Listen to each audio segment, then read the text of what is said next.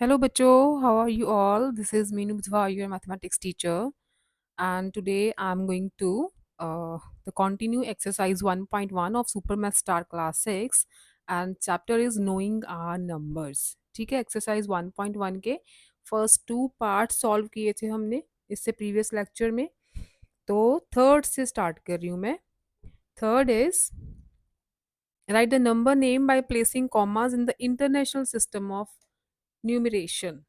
तो second part में हमने इंडियन सिस्टम पढ़ा था और थर्ड पार्ट में है अपना इंटरनेशनल सिस्टम. ठीक है, तो फर्स्ट इज 345002. 345002. ठीक है, इसको इंटरनेशनल सिस्टम में इसका नंबर नेम लिखना है और कॉमास लगाने हैं. ठीक है, इंटरनेशनल सिस्टम मैंने आपको बताया था कि इंटरनेशनल सिस्टम में लाख नहीं होता, उसमें हम मिलियन यूज़ करते हैं और मिलियन के पीछे 6 ज़ीरोज़ होती हैं. 1 के पीछे 6 ज़ीरोज़ हों तो हम उसे मिलियन लिख देते हैं. तो अब देखो यहाँ पे अपने पास 1 2 3 4 5 6 6 डिजिट्स हैं. ठीक है, 6 डिजिट्स हैं. तो क्योंकि मिलियन के लिए तो 7 डिजिट्स तो पूरे होने चाहिए, ये 6 तो देखो इसे बोलते हैं ना मिलियन. अगर मैं वंस टेंस लिखूँ यहाँ पे, वंस टेंस 100 1000, ये बन गया अपना 10,000. और ये बन जाएगा, ये 10,000, ये 100,000, क्योंकि लैख तो होता नहीं है इंटरनेशनल सिस्टम में. तो जो लास्ट डिजिट है वो 100,000 का है.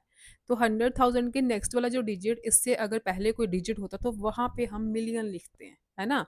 वहाँ पे हम मिलियन लिखते हैं.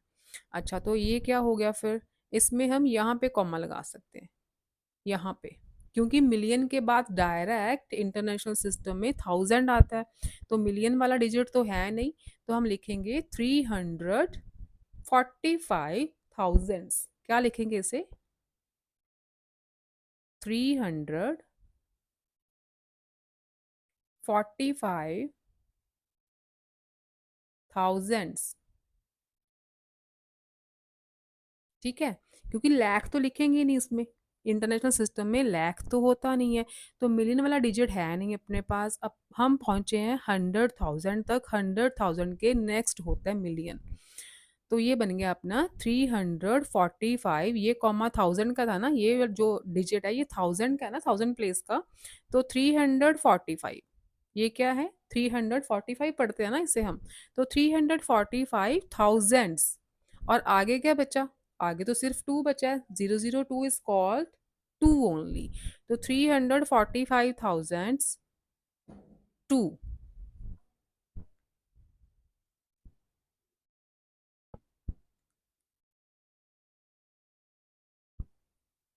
अच्छा, नेक्स्ट देखो सेकंड पार्ट.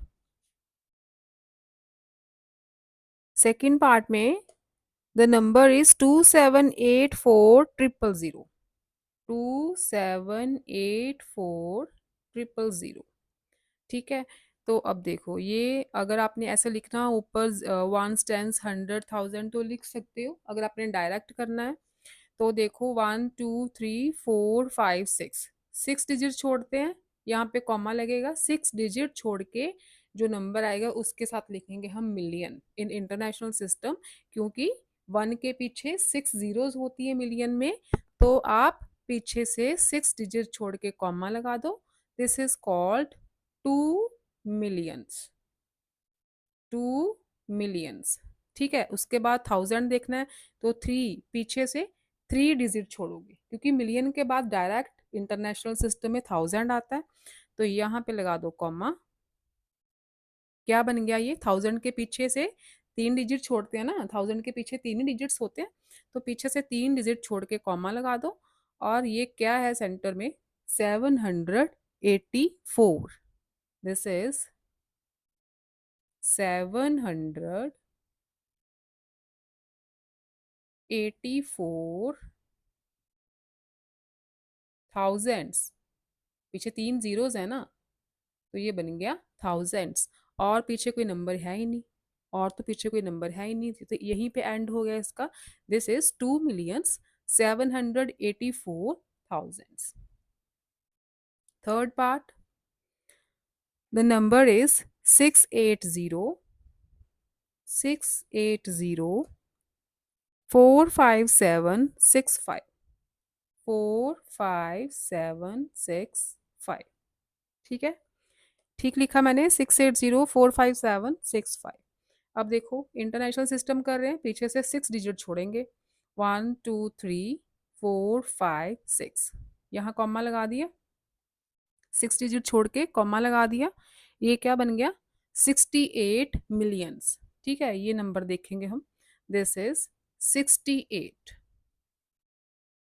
तो क्या बन गया ये 68 मिलियंस, राइट। आगे थाउजेंड्स आना डायरेक्ट, 1 2 3 छोड़ो, कॉमा लगाओ, क्या है ये 045, क्या लिखेंगे इसे 45, 45 थाउजेंड्स, ठीक है 45 थाउजेंड्स, क्या बचा पीछे 765, ठीक है, क्या बचा है 765, यही बचा है ना 765, ठीक है 68 मिलियंस 45,000 एंड 765, तीन ही पार्ट्स हैं इसके। ओके, फोर्थ सम, फोर्थ में क्या कहा है, place commas and right the number name of numeral. अच्छा, आपको एक न्यूमेरल दे दिया 207289564, 207289564 in the international system, and secondly Hindu Arabic system, Hindu Arabic system that is Indian system. ठीक है, एक ही नेम है, इंडियन सिस्टम बोल लो चाहे हिंदू अरेबिक सिस्टम बोल लो। तो पहले हम इंटरनेशनल सिस्टम कर लेते हैं। इंटरनेशनल सिस्टम में कॉमास भी डालने हैं, नंबर नेम भी लिखने हैं। ठीक है, कॉमास भी डालो और नंबर नेम्स भी लिखो। इंटरनेशनल सिस्टम के अकॉर्डिंग हम पहले 6 डिजिट्स देखेंगे, 1 2 3 4 5 6, यहाँ कॉमा डाल दिया, ठीक है, यहाँ कॉमा डाल दिया, तो ये क्या बन गया, क्या नंबर है 6 डिजिट्स के आगे जो भी नंबर है दैट इज 207, तो क्या लिखेंगे यहाँ पे 207 मिलियंस, ठीक है 207 मिलियंस बन गए। देन थ्री डिजिट छोड़ो पीछे से, यहाँ पे कॉमा लगाओ, राइट, तो ये नंबर बन गया 289, तो यहाँ पे लिखो 289, क्या लिखेंगे थाउजेंड्स, क्योंकि पीछे 3 डिजिट्स हैं, थाउजेंड्स,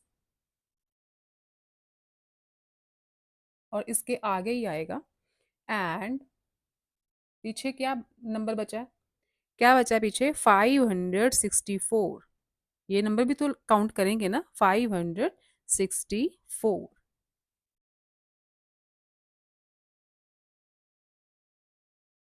500, यहाँ पे लिख देती हूँ 64, ठीक है, क्या बन गया ये 207 मिलियंस 289,564, ये इंटरनेशनल सिस्टम हो गया। अब Hindu Arabic system, Hindu Arabic system के अकॉर्डिंग पहले कॉमास लगाओ, न्यूमेरल लिख देती हूँ दोबारा यहाँ पे, न्यूमेरल इज दिस। अब हिंदू अरेबिक सिस्टम के अकॉर्डिंग 1000 तो देखना ही है, ये 1000 बन गया। देन 1000 के बाद हम देखते हैं लैख, ठीक है, हिंदू अरेबिक सिस्टम में हम लैख देखते हैं, लैख के लिए 5 डिजिट छोड़ेंगे, 1 2 3 4 5, यहाँ कॉमा लग गया। लैख के बाद क्या देखते हैं करोड़, करोड़ के लिए 7 डिजिट छोड़ते हैं, 1 2 3 4 5 6 7, यहाँ कॉमा लगेगा, ठीक है। तो अब देखो ये क्या बन गया, इस कॉमे के आगे सबसे पहला जो नंबर है दैट इज 20, 20 के बाद 7 डिजिट्स है ना, तो 7 डिजिट्स है तो क्या बना, करोड़। तो क्या लिखेंगे इसे, 20 करोड़, 20 करोड़। आगे 72 है, 72 लाख, क्योंकि लाख के बाद 5 डिजिट्स होते हैं, तो 72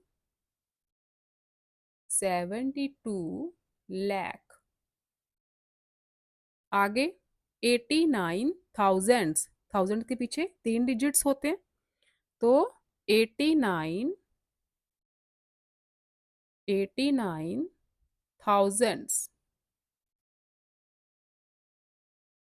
लास्ट में क्या बचा है, 564। यहाँ पे लिख दो, एंड 564। ठीक है, ये हो गया number name in Indian system. FOUR 4 नीचे लिख दूं, नजर नहीं आ रहा, यहाँ लिख देते FOUR 4। ठीक है, ये हो गया आपका इंटरनेशनल सिस्टम, ये हो गया आपका हिंदू अरेबिक सिस्टम। नेक्स्ट देखो fifth some.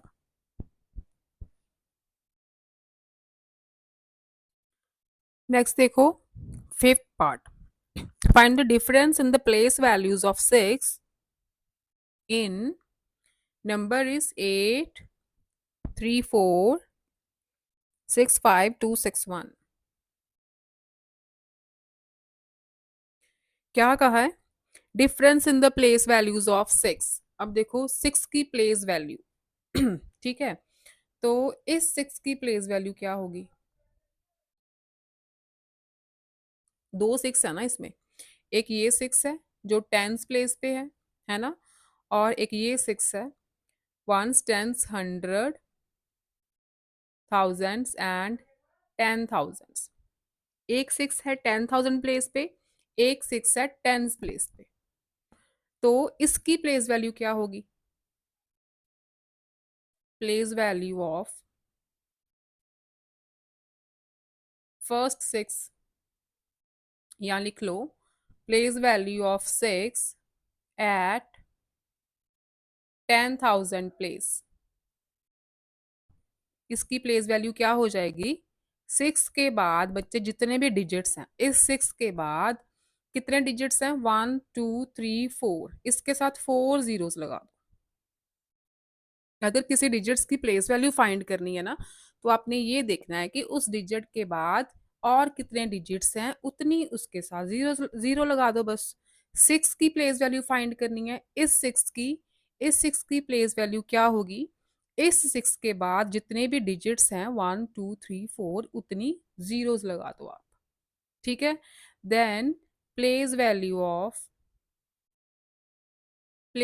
Of six at tens place, जो टेंस प्लेस पे 6 लगा है, दिस 6, इसकी प्लेस वैल्यू क्या होगी, इसकी प्लेस वैल्यू क्या होगी, 60, क्योंकि इस 6 के बाद तो एक ही डिजिट है, इस 6 के बाद तो एक ही डिजिट है, तो एक ही जीरो लगेगी।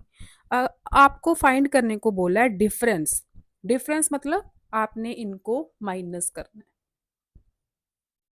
तो क्या लिखोगे, डिफरेंस क्या हो गया फिर, डिफरेंस में ग्रेटर नंबर ऊपर लेते हैं हम, 1 2 3 4 -60, लास्ट पे लिखोगे ना, माइनस करना आता है ना आप, जीरो में से जीरो, यहाँ पे 10 में से 6 4, यहाँ बचा 995, क्योंकि ये जीरो कैरी लेगा 600 से, 600 से एक ले लेगा, 10 बना, 10 में से 6 4, और 600 के पास क्या बचा, एक तो उसने इस जीरो को दे दिया, तो क्या बचा 599। ठीक है, तो यहाँ पे आ गया 995। This is the difference between place value of these two 6 in this number. ठीक है, दोनों की प्लेस वैल्यू लिखो और फिर सब्ट्रैक्ट कर दो, राइट। आगे आ जा, six some, find the sum of the place value of 7, number is 597,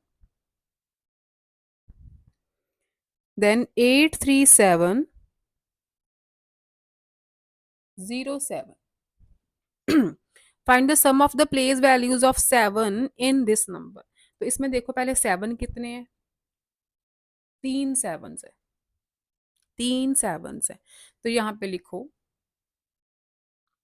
place values of all sevens in the numeral, इन द न्यूमेरल लिख लो क्योंकि इनको हम न्यूमेरल बोलते हैं, are place values of all sevens, sevens ऐसे लिख लो आप,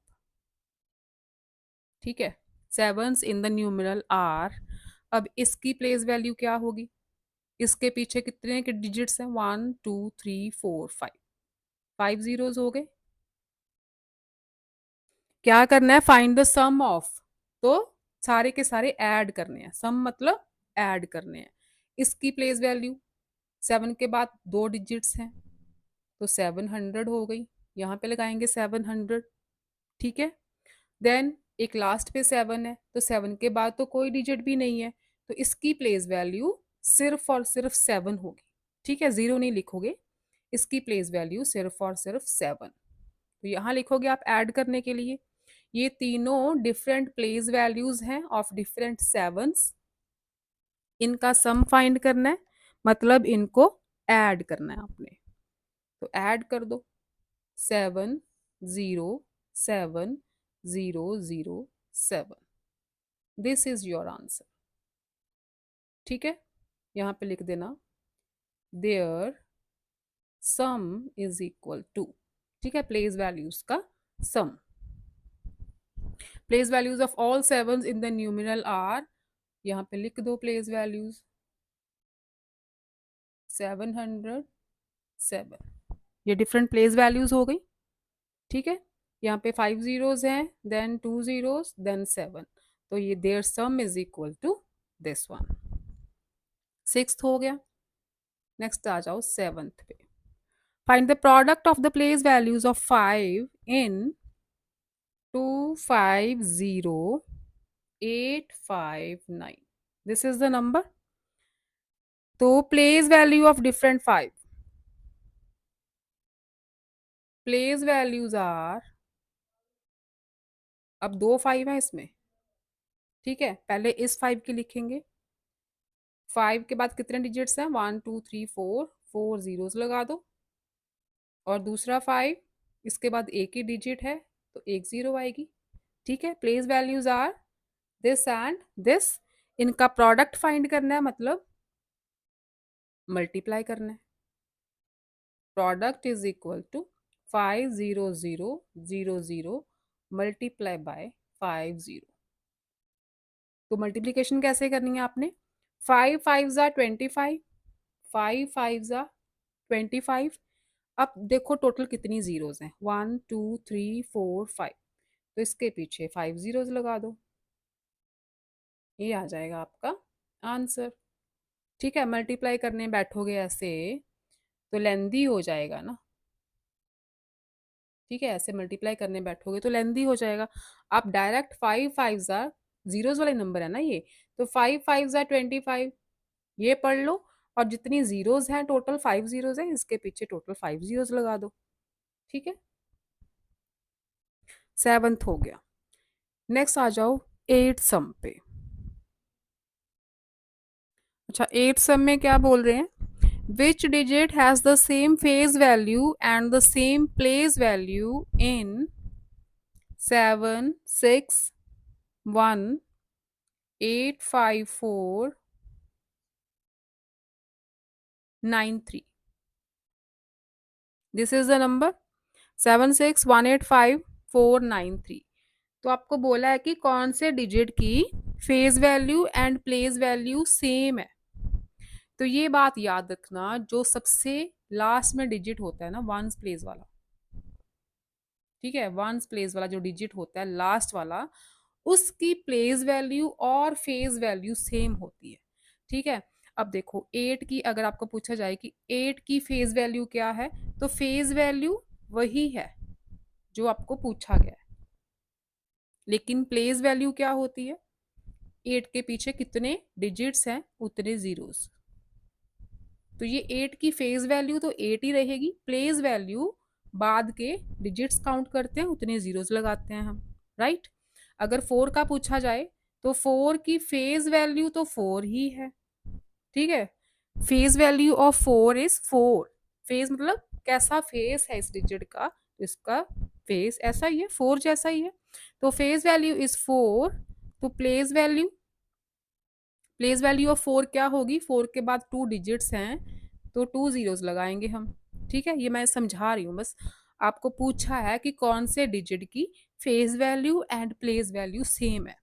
तो अब देखो, अगर हम इस नंबर 3 को देखें तो इसकी फेज वैल्यू तो 3 है, ठीक है। 3 की फेज वैल्यू पूछी जाएगी तो 3 लिखेंगे। और प्लेस वैल्यू, अब 3 के बाद तो कोई डिजिट है नहीं, तो इसके साथ कोई भी जीरो नहीं लगेगी, तो इसकी प्लेस वैल्यू भी 3 है। इसका मतलब 3 इज अ डिजिट जिसकी फेस वैल्यू भी 3 है एंड प्लेस वैल्यू भी 3 है, ठीक है। तो क्या लिखोगे आप, 3 is a digit whose face value is equal to 3 and place value is equal to 3। यहाँ पूरा पूरा लिख लेना, FACE वैल्यू के स्पेलिंग देन प्लेस वैल्यू 3, ठीक है। ये रहेगा आपका आंसर। 9th क्वेश्चन पे आ जाओ। राइट द नंबर इन द एक्सपैंडेड फॉर्म। अच्छा, हमेशा आपको पूछा जाए ना फेस वैल्यू प्लेस वैल्यू किस डिजिट की सेम है, तो आपने बस ये लास्ट वाला डिजिट उठा के लिख देना है कि इसी की फेस वैल्यू और प्लेस वैल्यू सेम हो सकती है, ठीक है, लास्ट वाले डिजिट की। राइट द नंबर इन द एक्सपैंडेड फॉर्म। अब एक्सपैंडेड फॉर्म पे आ जाओ। 1304508। एक्सपैंडेड फॉर्म भी बहुत आसान है। सबसे पहला नंबर लिखोगे, उसको मल्टीप्लाई करोगे। अब देखो इस नंबर के बाद कितने डिजिट्स हैं, 1 2 3 4 5 6, 6 डिजिट्स है ना। तो 1 के साथ 1 2 3 4 5 6 जीरो लगा दो। नंबर लेना है और उस नंबर को किसके साथ मल्टीप्लाई करना है, 1 के साथ जितनी भी डिजिट्स हैं उतने जीरोस लगा दो। आगे प्लस का sign, then next number is 3, ठीक है। ये पहले नंबर लिखेंगे हम, जैसे मैंने 1 लिखा। अब नेक्स्ट नंबर 3 है, 3 को किसके साथ मल्टीप्लाई करना है, अब 3 के बाद कितने डिजिट्स हैं, 1 2 3 4 5, तो 1 के साथ 5 जीरोस, ठीक है। 3 के बाद जितने डिजिट्स हैं 1 के साथ उतनी जीरोस। फिर से एडिशन का साइन, देन अगला है जीरो, अगला नंबर है जीरो। इसे लिखने की जरूरत नहीं होती क्योंकि जीरो मल्टीप्लाई कोई भी नंबर करोगे तो आंसर विल बी जीरो। लिखना है तो लिख दो, वैसे कोई जरूरत नहीं है। जीरो मल्टीप्लाई, जीरो के बाद कितने डिजिट्स हैं, 4 डिजिट्स है ना, तो 1 2 3 4। वैसे भी जीरो मल्टीप्लाई किसी भी नंबर को जीरो से मल्टीप्लाई करो तो आंसर जीरो आता है, इसलिए ये वाला स्टेप जो है ना हम स्किप कर जाते हैं। लिखोगे भी तो गलत नहीं होगा, वैसे जनरली नहीं लिखा जाता जीरो वाला स्टेप। प्लस आगे देखो 4 डिजिट इज 4, ठीक है। 4 के बाद कितने डिजिट्स हैं, 3, तो 4 मल्टीप्लाई 1 के साथ 3 जीरोस लगा दो। देन 5 है, 5 मल्टीप्लाई 5 के बाद 2 डिजिट्स बचे, 1 के साथ 2 जीरोस लगा दो। देन 0 है अगेन, यहाँ पे लिखना है तो लिखो, नहीं लिखना तो नहीं लिखो। आगे लास्ट इज 8, तो यहाँ पे लगा दो 8, क्योंकि 8 तो अकेला है, 8 के बाद तो कोई डिजिट है नहीं, तो 8 हम एज इट इज लिख दें, राइट। नेक्स्ट देखो एक और, थोड़ी क्लैरिटी होगी आपको। ये फर्स्ट पार्ट, ये सेकंड पार्ट। 6 3 5 2 8 4 9 3, ठीक है। आई थिंक इसके 2 पार्ट्स हैं आपके सिलेबस में, तो 2 ही करते हैं। अब देखो सबसे पहला नंबर 6, 6 मल्टीप्लाई बाय 1 के साथ कितनी ज़ीरोज़ आएँगी? 6 के बाद जितने डिजिट्स हैं, 2, 2 4 एंड 3 7, 1 2 3 4 5 6 7। ऐड का साइन, 3 है नेक्स्ट डिजिट, 3 के साथ कितनी ज़ीरोज़ आएँगी? 1 के साथ 3 मल्टीप्लाई बाय कितने डिजिट्स हैं 3 के बाद? 1 2 3 4 5 6, 1 2 3 4 5 6। अगेन एडिशन का साइन, आगे 5 है, 5 को मल्टीप्लाई करोगे 1 के साथ कितनी ज़ीरोज़? 5 के बाद जितने डिजिट्स हैं, 5 डिजिट्स हैं, 1 2 3 4 5 plus next number is 2, 2 multiply by 2 के बाद 1 2 3 4, 4 डिजिट्स है, 1 के साथ 4 ज़ीरोज़। देन 8, 1 के साथ 3 ज़ीरोज़। नेक्स्ट 4, 1 के साथ 2 ज़ीरोज़। 9 मल्टीप्लाई 1 ज़ीरो, ठीक है, प्लस लास्ट डिजिट इज 3, तो 3 को एज इट इज लिख दो। ये हो गई एक्सपैंडेड फॉर्म। समझ आ गया एक्सपैंडेड फॉर्म कैसे लिखनी है? ओके, नेक्स्ट आ जाओ 10th सम पे। ठीक है, 10th तक के आपके सिलेबस में 10th के फर्स्ट एंड फोर्थ पार्ट है। ठीक है, 10th के फर्स्ट एंड फोर्थ पार्ट। तो 10th पे आ जाओ, last sum of this exercise, write the numeral. अब न्यूमेरल लिखना है आपको, एक्सपैंडेड फॉर्म दी हुई है, 1 2 3 4 5 ज़ीरोज़, 1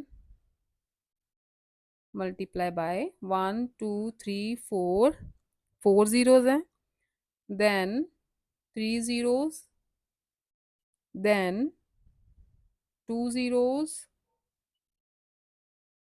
1 ज़ीरो एंड लास्ट पे है आपका 2 मल्टीप्लाई बाय 1। ठीक है, तो लास्ट पे अगर 2 भी लिख देते तो भी सही है, 2 मल्टीप्लाई 1 मतलब 2। अब देखो हम पीछे से शुरू करेंगे, यहाँ पे लिखोगे न्यूमेरल, न्यूमेरल बनाना है आपने, तो पीछे से शुरू करेंगे 2, उसके बाद एक ज़ीरो वाला नंबर आएगा 1, देन 2 ज़ीरो वाला नंबर 5 है, 3 ज़ीरोज़ वाला अगेन 1, 4 ज़ीरोज़ वाला 7, देन 5 ज़ीरोज़ वाला 4। This is the numeral. आसान है ना? 1 नहीं लिखना आपने, 2 है, 2 मल्टीप्लाई 1 मतलब 2। Next fourth part, first and fourth part है ना, फोर्थ पार्ट में है 8 मल्टीप्लाई बाय 1 के साथ हैं आपकी 7 ज़ीरोज़, 1 2 3 4 5 6 7, देन 5 के साथ हैं 6 ज़ीरोज़, 1 2 3 4 5 6, अगेन 6 के साथ 5 ज़ीरोज़, 1 2 3 4 5, आगे 2 के साथ 4 ज़ीरोज़, नेक्स्ट है 4 के साथ 3 ज़ीरोज़, नेक्स्ट में 9 के साथ 2 ज़ीरोज़, नेक्स्ट यहाँ पे लिख देती हूँ 9 के साथ 1 ज़ीरो, और लास्ट पे है 9 मल्टीप्लाई बाय 1। 9 मल्टीप्लाई 1 मतलब 9 is the last number. Last से शुरू करते हैं न्यूमेरल, लास्ट नंबर इज 9। ठीक है, 9 मल्टीप्लाई 1 9 बनेगा। अब एक ज़ीरो वाला नंबर आ गया 9, नेक्स्ट 2 ज़ीरोज़ किसके साथ है? 9 के साथ है, 3 ज़ीरोज़ 4 के साथ है, 5 आगे 4 ज़ीरोज़ 2 के साथ है, देन 5 ज़ीरोज़ 6 के साथ, 6 ज़ीरोज़ 5 के साथ, और 7 ज़ीरो 8 के साथ। ये बन जाएगा आपका न्यूमेरल। ठीक है, अगर यहाँ पे जैसे डायरेक्ट 4 के बाद 3 ज़ीरोज़ डायरेक्ट आती हैं, 4 ज़ीरोज़ वाला नंबर आपको नहीं दिखाई दे रहा कोई, तो उसकी प्लेस पे आप ज़ीरो लगाओगे, ठीक है? उसकी प्लेस पे आप ज़ीरो लगाओगे। फॉर एग्ज़ाम्पल सेकंड क्वेश्चन देखो आप, वैसे आपके सिलेबस में मेंशन नहीं है लेकिन फिर भी मैं आपको समझाने के लिए कर रही हूँ। सेकंड क्वेश्चन देखो, एक्सपेंडेड फॉर्म गिवन है 1 2 3 4 5 6 plus 6 multiply by 1 2 3 4 5 plus 6 multiply by direct 100 आ गया, देन 5 मल्टीप्लाई 1। अब हम जब न्यूमेरल लिखेंगे इसका, जब हम न्यूमेरल लिखेंगे तो पीछे से स्टार्ट करो 5, उसके बाद 10 वाला नंबर देखना है, 10 वाला, जीरोज इंक्रीज करते जानी है आपने। यहाँ पे कोई जीरो नहीं थी, नंबर इज 5, देन 10 वाला नंबर यहाँ पे नहीं है तो उसकी प्लेस पे हम जीरो लिखेंगे क्योंकि 10 वाला नंबर मिसिंग है, ठीक है। फिर 20 वाला नंबर है 6 है तो यहाँ पे 6 लगा दो। आगे 3 जीरोज वाला नंबर वो भी नहीं है, उसकी प्लेस पे भी जीरो लगेगी। देन 4 जीरोज वाला नंबर वो भी नहीं है, अगेन जीरो लगेगी। आगे आपका 5 जीरोज वाला नंबर है 6, यहाँ पे 6, फिर 6 जीरो वाला 6। तो दिस इज द न्यूमेरल। जो जो मिसिंग है ना टर्म्स, जैसे यहाँ पे 6 जीरोस थी, फिर 5 हुई, उसके बाद 4 होनी चाहिए थी, नहीं हुई ना, तो उसका जीरो आएगा। फिर 3 होनी चाहिए थी, वो भी नहीं है, जीरो आएगा। देन 2 होनी चाहिए थी, वो नंबर है 6। फिर 1 जीरो होनी चाहिए थी, वो भी नंबर नहीं है, तो यहाँ पे जीरो लगाएंगे। देन लास्ट पे जो नंबर 1 के साथ मल्टीप्लाई होता है वो आता है, ठीक है। Got it. तो ये थी बच्चे आपकी एक्सरसाइज 1.1। नेक्स्ट लेक्चर में स्टार्ट करेंगे 1.2। आई होप आपको समझ आई होगी। अगर आपको मेरा कंटेंट अच्छा लग रहा है, मेरे मेथड समझ आ रहे हैं, तो चैनल को सब्सक्राइब करना और अपने फ्रेंड्स के साथ शेयर करना। ओके बच्चों, बाय बाय।